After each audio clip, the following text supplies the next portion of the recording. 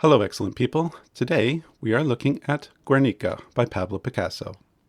Picasso is a Spanish painter who is one of the greatest artists of the last century. When I was young, this painting was on the cover of my high school history textbook. I had very little experience with art when I was young, and this artwork confused the heck out of me.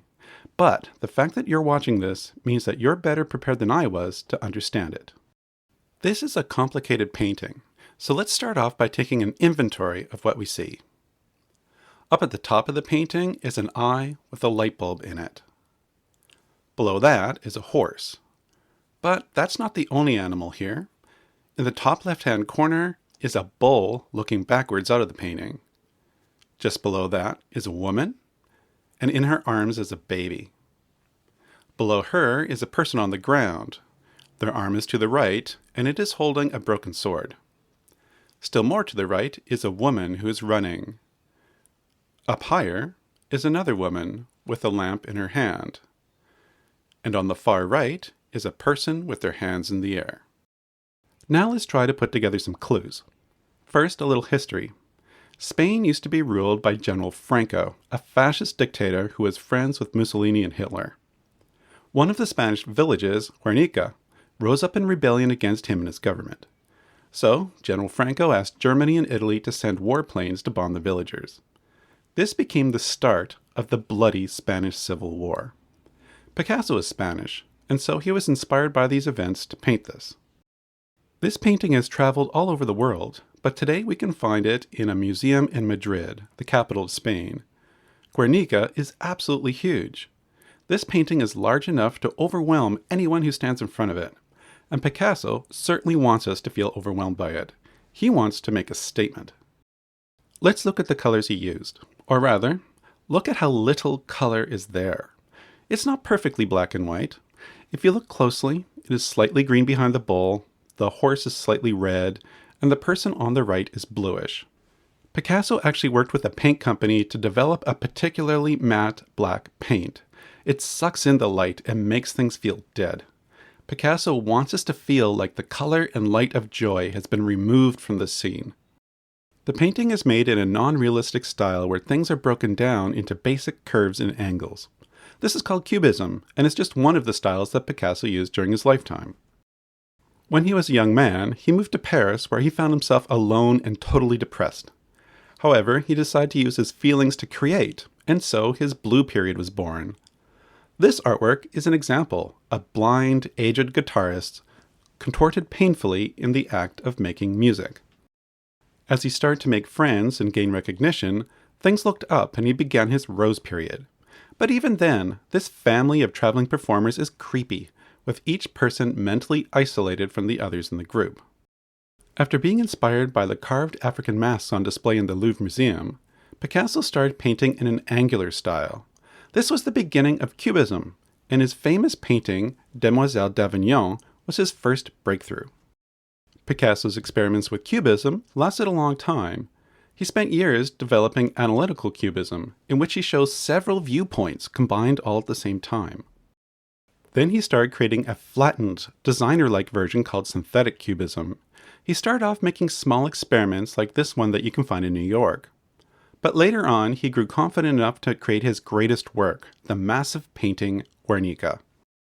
Let's look closer to figure out the meaning behind the different parts of Guernica. In the middle is a horse. Its legs are twisted in every direction, and its head and neck look like it's reeling around, screaming in terror. I can only imagine what it was like for all the animals when the bombs start to drop. Naturally, horses are not a political threat to anyone. Picasso's trying to show how innocent animals were affected. Below the horse is the person on the ground. There's something about the way they're lying that makes us think that something is wrong. And when we look at their face, the eyes look confused and empty. This person is dead. Their arm has been severed from their body with a broken sword still in its grip. I highly doubt that when the plane started dropping bombs, people tried to fight back with swords. So this has to be symbolic. And a broken sword is a symbol of a battle that was bravely fought, but lost. Over on the far right is the person with their arms up. They seem to be surrounded by lots of little triangles. There's a square above them that kind of looks like a window, and that's when we realize that the little triangles represent flames. That person is trapped inside a burning building, screaming for their life. Picasso is showing how people were trapped in their homes by the attack. On the opposite side of the painting is a woman. Her head is tilted up, and she is wailing up to the sky in despair. And as we look down, we see why. In her arms is a small child. There is something about the floppiness of their limbs and the blankness of their eyes that tells us the horrible truth. This child was killed in the bombing and is being held in the arms of its panicked and grieving mother. Back in the center of the painting is a woman looking through a window. She's staring out in disbelief. Just below her neck is her hand clutching at her chest. Her other hand is stretched out, holding a candle. Candles are a common symbol of hope, or the light of faith, but neither optimism or religion are able to shine a light on this scene. There is another light in the artwork.